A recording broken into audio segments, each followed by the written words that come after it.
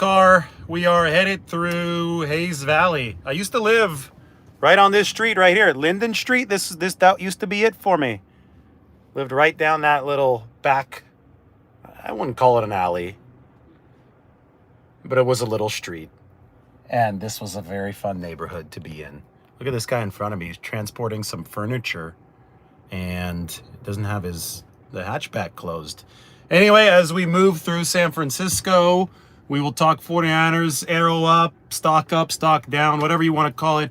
Whichever player you want me to talk about, mainly young guys, go ahead and drop the name in the comment section. And even if I don't talk about them in this video, I will make a video talking about the players that you guys comment on the most. So engage with the video, and then I will engage with you, and we will go from there. But I mentioned Ricky Pearsall in the title. Ricky Pearsall's stock is definitely up. I mean, we just wanted to see if his movement ability would translate against NFL competition. And I think that it definitely has, because he's getting open consistently. You know, back when I lived in Hayes Valley, this Trader Joe's wasn't open yet. This Trader Joe's is now open. This Trader Joe's open to much fanfare. So good for that Trader Joe's. They are in business. I heard there was a big line when they opened. Hopefully it's settled down by this point. But Ricky Pearsall, arrow up for the 49ers. That's all good stuff for San Francisco. I also mentioned Ronnie Bell in the title. Ronnie Bell, I would say arrow down for Ronnie Bell. There was a heater that Brandon Allen threw the other day. I think that he had to throw it that hard to fit through some of the coverage, and Ronnie Bell just couldn't hold on to the football. He dropped a couple over the course of OTAs, but it's mainly because of what's around him at that receiver room. They're loaded at this point, especially if and when Brandon Ayuk is back as part of the proceedings. Then for the 49ers, you're going to be looking at Ayuk. You're going to be looking at Deebo Samuel. You're going to be looking at Ricky Pearsall. Jauan Jennings just signed a new contract with the 49ers. Jacob Cowing has been a draft pick. We'll see how he does in training camp. But really quickly, you can see that room is damn crowded. And if the room is really crowded, it's not a great sign for Ronnie Bell. He needs to be making big plays to leave a mark over the course of this offseason. And the chance for that's going to come in training camp. But just when we're looking at this honestly, there's limited space for a lot of players on this 49ers team. There are going to be battles like that all across the roster. Who else did I mention in the title? Brock Purdy. I mean, Brock Purdy's stock has to be up. The guy's throwing with zip. The guy's throwing with precision. Nothing new. I mean, he was the top-rated passer in the league over the past 2 years. I know a lot of people have been talking about his leadership presence. I mean, that's so hard to gauge. But I do think that, yes, Brock Purdy has earned the respect of a leader at this point, because he's, you know, when he first shows up in 2022, he's got to prove himself. I think he did. But then he had to, in a way, reprove himself, because the sample wasn't that big in 2022. He's coming off of the injury. He did that again. That was impressive in 2023 from Brock Purdy. So twice now he's put up prolific numbers. Now there's a full season and a half of tape. And now this is his first off season really getting to tinker stuff with the 49ers players. And we saw it over the course of OTAs and minicamp. Brock Purdy, I thought, was really using those opportunities to get better. Directing guys on the field. The presence is so important. That's so funny. We just got honked at by somebody driving next to me. It's like, sure, dude, the driverless car is going to hear your honk and it's going to respond. In fact, Casper just started driving faster because that guy tried to honk at us. So we have now passed everybody except for these guys who are waiting at the red light. But the guy who honked at us is now in the rearview mirror. That's funny. Somebody told me the other day a fan honked at us and he was waving. I don't know if that comment was accurate or not. Jared Kingston, the 49ers offensive lineman out of USC. Mike just put him in the comment section. He wants arrow up, arrow down, stock up, stock down on Jared Kingston. I'm going to be honest, for the offensive and defensive linemen, it's going to be very, very hard, even harder than other positions to gauge until or before pads come on, because you can't be physical the way that you're going to be anything remotely close to a normal game during this part of the season. Jared Kingston was very, very athletic coming out of USC. To me, I'm just going to use this as an opportunity to talk a bit about the skill sets that the 49ers have tried to add on the offensive line. They've added real quickness, right? The short shuttles of all these 4 rookie offensive linemen are exceptionally quick, and the short shuttle measures how quickly they could shuffle back and forth. They can get from one spot to the other. That's going to be important in terms of both run blocking, because you got to get to difficult spots upfield in Shanahan's offense, but it's also going to be important in terms of pass blocking, because you got to get to your spot against some of these quick defensive linemen, specifically the defensive tackles. So Kingston has the measurable speed, and another thing that I think he displayed and really has under his belt as far as his college education went is working an air raid offense.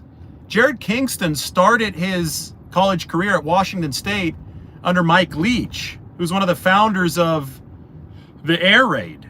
So they passed on almost every single down. I mean, Jared Kingston got pass blocking rep after pass blocking rep after pass blocking rep to start his college career.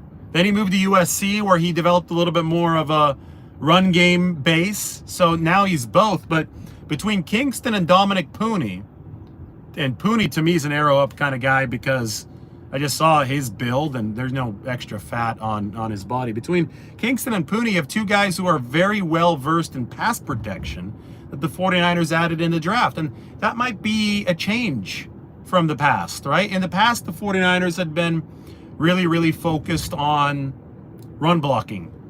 They wanted guys that can move and run block in the specific way that their system demanded. But they've ranked in the 20s now in pass protection in 2 straight years. It needs to be better for San Francisco. Oh, look at this turn. That's a turn right there. Good job, Casper. All right. We'll move forward now. Well, let's go back here and talk about pass protection instead of how well the driverless car is turning. With that being a spot of needed, necessary improvement, I think it makes total sense that the 49ers put an emphasis on pass protection out of their offensive linemen coming out of the draft this offseason. All right, give me more names. We'll go stock up, stock down. I've done Purdy, I've done Puni, I've done Jared Kingston, I've done Ronnie Bell, I've done Ricky Pearsall, Casper, arrow up. Yesterday's driverless ride wasn't as impressive. I thought that we should have been in the fast lane. Today, we got honked at and we sped up. So everybody can compliment. If you want to leave your compliments for Casper, you can right now in the comment section. Look, we've already cut our arrival time down by 6 minutes. It was supposed to be 4:34, and now we're at 4:28. Jennings. Well, Jennings stock has to be up. I mean, Jennings just got a new deal. So stock up for Jauan Jennings, quite literally. I mean, his bank account is worth much more than it was just a few days ago. Over $8 million fully guaranteed for Jauan Jennings. Congratulations to him. Jacob Cowing. I think he's done some good stuff at practice. One of the best plays of OTAs was a post. Purdy hit Jacob Cowing on a post. Just a nice route. I mean, we know he's quick. We know he's not tall, not big. Everybody's saying, oh, is this the Taylor Gabriel of the 49ers now? You know, Taylor Gabriel played with Kyle Shanahan before, 5'8" receiver. Maybe. I think Taylor was, he was a good slot weapon. Maybe a little bit of a gadget weapon, but he had a pretty big catch volume. We'll see where Jacob Cowing fits within the structure of the 49ers offense. But at the very least, neutral and maybe even arrow up for him. I mean, it's going to be a strength issue too. He's got to prove that he belongs on the field physically at 5'8". That won't be possible until training camp. Somebody said Jalen Moore. It's Andrew H. said Jalen Moore. So, yeah, between Jalen Moore and Chris and Brandon Parker, the 49ers are rotating 2 guys through that left tackle position. The way that Chris Furster speaks of Jalen Moore, it sounds like he's the favorite to be the swing tackle behind Trent Williams. Trent obviously didn't participate in any of the practices this spring.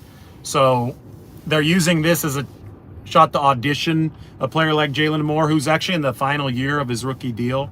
He's a 5th-round draft pick in 2021. So this is a contract kind of situation for Moore. Carr doing a good job today. Man, we just passed this bus that was stopped on the side of the road. And now we're passing, I mean, we're just swerving in and out of lanes. I mean, ask me about a running back because that's what the car is doing right now. Look at this, another lane change. We're just finding the open hole and attacking. This car, we might have to rename it to Cody Schrader. Because Cody Schrader, I'm just going to naturally talk about him.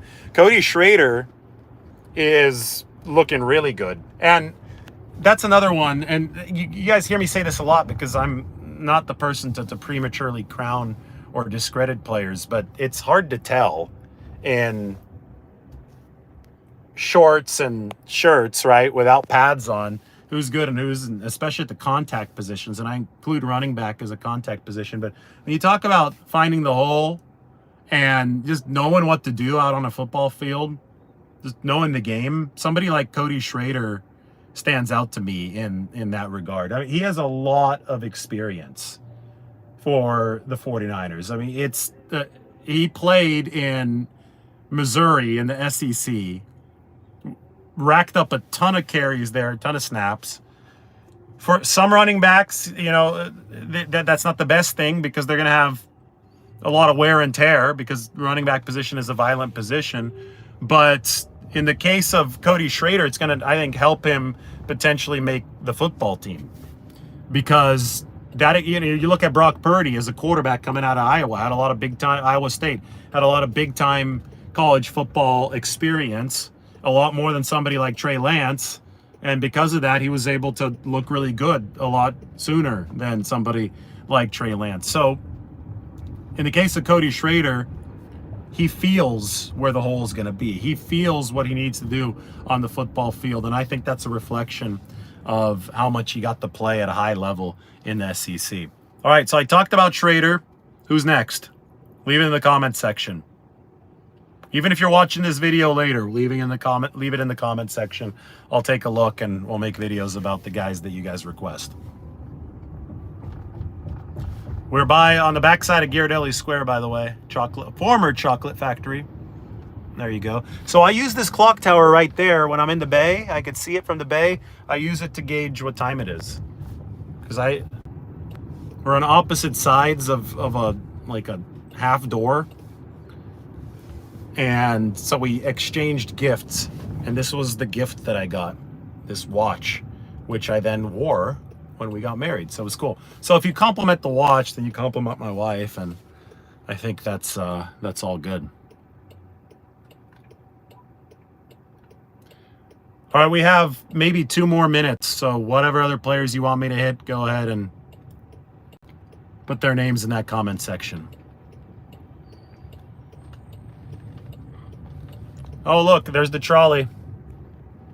What city's that one from? That one might be a San Francisco. I don't know where the red one is from. The red one might be in LA. That might be what the old LA trolley lines. Cool. San Francisco's got these historic streetcars that are decorated and painted as vintage streetcars from different cities around the world. They even have one a couple from Milan, Italy, from Lisbon, Portugal, which is a lot like a sister city to San Francisco. Lisbon is a lot like that. I mean, it shares a lot in common. They have a bridge in Lisbon that was designed by the same guy who designed the Bay Bridge, and it's structured like the Bay Bridge, but it has the color of the Golden Gate Bridge. It's also built on 7 hills like San Francisco. It also has a cable car system like San Francisco, and it also has an ocean moderated climate like San Francisco, except it's on the west coast of the Atlantic Ocean instead of the west coast of the Pacific. Almost there. Don't forget We have a lot of people talking about today Jacob Cowing and his 5-yard burst, kind of like we talk about Brock Purdy's 10-yard split. Jacob Cowing picks up a lot of speed in the first 5 yards. And that could be an asset for the 49ers, absolutely. I mentioned earlier that even if defensive backs are guarding against deep passes, man, these people are courageous. Look at this. These people are just like, okay, well, this car, they're like, I'll just walk out in front of the driverless car. Everything will be okay.